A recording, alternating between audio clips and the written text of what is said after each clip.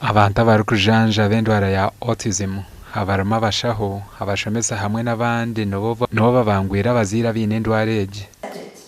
And what you do is that you move the whole belly.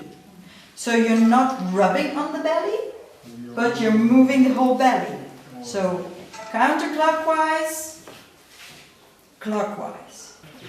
Umwaka gw'2020 tukageraho abagenyi ba Belgium haza kubizire baturetera batushobora kwariho enkora ikigambo kiri mu jumbe twakweta massage ekikuretera abana bine ubuzibu bwa autism bakira nari bacenderwaho kuba ize kurgaha ikikombe cyitwa cya foundation yagumanye bakoratiriza babashaba ngo bije akana butikaga batubarebera internet. Aba bashomesi bwo kurebera hari batahi babo nukwe babase kujanjaza engereje baba bagarukira mu district gabo. The child like pushing away, wriggling, feet coming up, stuff like that. And but we also know that the child might not always show us where the block is. Okurugera Abakugu endwara ya autism netambirwa muzire yafa yo kugonjora umwana. Ecyo kubanza ati washazireho ngo mwana go abati.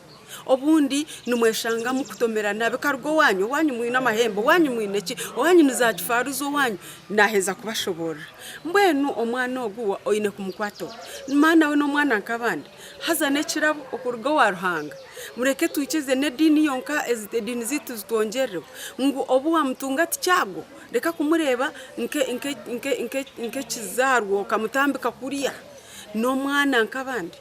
Things. First of all, creating awareness, because you cannot help somebody unless you understand him. So we need to run campaigns. Ministry of Education has got national campaigns. They have to explain to the public what autism is.